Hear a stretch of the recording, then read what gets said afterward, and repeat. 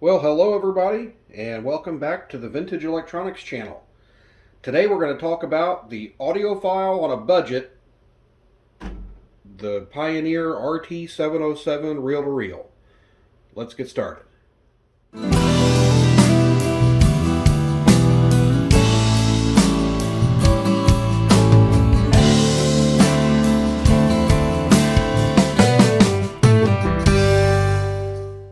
So folks who know me know that I'm more of a two-track reel-to-reel kind of guy. I like the 15-inch per second two-track master tapes. I search them out on eBay. I think they're great and they sound awesome. But you can get into a lot of money with two-track stuff, with master tapes and master recorders. So what about the person who wants to be an audiophile on a budget?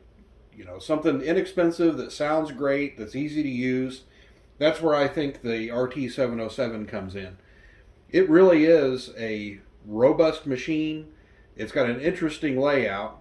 Instead of being a big square, it's a really short rectangle, so it doesn't take up a whole lot of space. It's rack mountable, so you can mount it in a rack if you want to. Originally, back in 1977, when this was introduced, it was about $575, which was not a small amount of money back in those days. This was a high-end machine.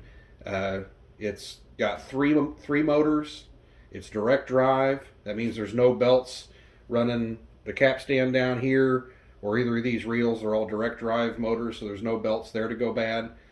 And it really is really full featured. It's an auto reverse deck, which means it'll play through one side and then you can reverse it and play the other side of the tape without having to actually flip it over, which is really, really neat. Let's take a look at some of the key features on this deck. And on the back, we do have the standard RCA connection, input and output. You also have a DIN plug, which was a more of a German European combined input and output single plug there, which is nice. And then adjustable output levels for your right and left channels on your RCA and DIN outputs, so you could fine tune your output level to match your amplifier, your preamp, or your processor, whatever you're running it into. Starting at the top, of course, you got your power button. You've got a speed selector. This will actually record in either 7.5 inches per second or 3 3/4 inches per second. Obviously, the 7.5 inches per second is going to give you the best quality, and in fact, I would say it rivals CD quality. It's really exceptional. You've got a monitor button to monitor either the tape or the source while you're recording, which is nice. This one also has bias and EQ selectors, 2 steps on each one, so you can actually compensate for a higher quality tape if you're using it. Record mode selectors, so you can record one channel left or right, or both, which most of the time I guess you'd be doing both. If we move down, it's got these great big long throw VU meters, which is a really nice feature. Everybody likes a dancing VU meter, and having them right here in the middle all lit up is definitely really nice looking. Analog counter, obviously, it's got a repeat function to repeat the program. Pitch control to fine tune the speed of the tape, something you don't normally find on a deck like this. If we move down, we've got the standard transport controls. Direction, forward and reverse, so side 1 and side 2. You've got the pause button, rewind, fast forward, stop, play, and record, your normal stuff. If we slide down, this is actually a 4-head unit, so it has 2 playback heads, 1 for each direction, a record head, and an erase head. It's got 1 capstan and pinch roller, then an additional pinch roller and post over here on this side for the auto reverse. You do have line inputs on the back and mic inputs on the front that you can actually mix together if that's your thing. But really, a full-featured deck. Now let's take a little bit of a look at some of the other specifications on this. These really are high-spec tape decks. They use the permalloy head composition that Pioneer was known for, which gives them a frequency response of around 30 hertz to 28 kilohertz at 7.5 inches per second, and a 0.05% wow and flutter. So very exceptional deck.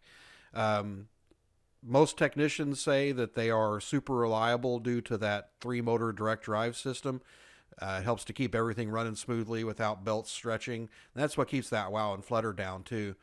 It does have 6% pitch control and around 1% or less total harmonic distortion. So for an entry-level deck for the budding audiophile, perfect. All right, so we should probably do a demo of how this thing works. So and also do a little comparison. So what I'm going to do is we're going to record some music off of the YouTube audio library onto this. That way we don't catch any copyright strikes. We'll record some music from there, and then we'll play it back and see if you guys can hear the difference. So to load one of these up, put our supply on this side, pull out our tape. We're going to go through there, through there, around, give it a couple of turns. Alright, so now we've got our tape loaded on there. We want to get ready to record, so we're going to go to record mode for both right and left. Going to leave the EQ in a standard position because this is just standard tape. We're on 7.5 inches per second. Going to put the pause on. Going to record and play, and we'll go ahead and start the music and get our recording started here. Actually going to advance that just a little bit. All right, let's get it started now.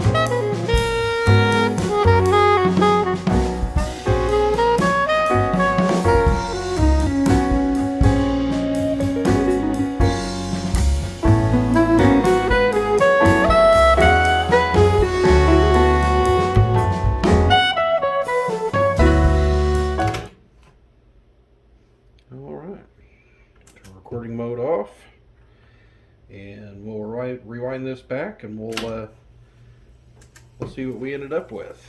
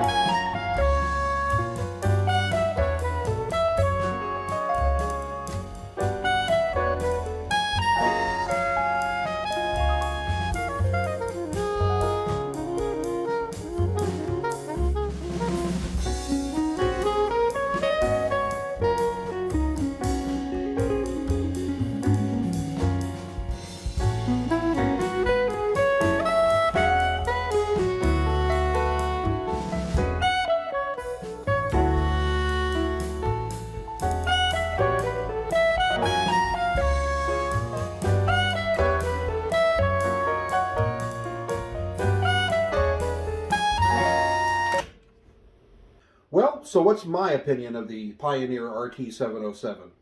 Well, first, I did learn something from that demonstration.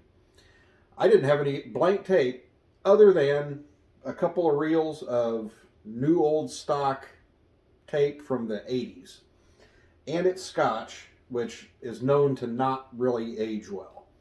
So we did have some dropouts on that recording, but I'm gonna put that down to the blank tape stock that I used. Overall, I'm actually pretty impressed.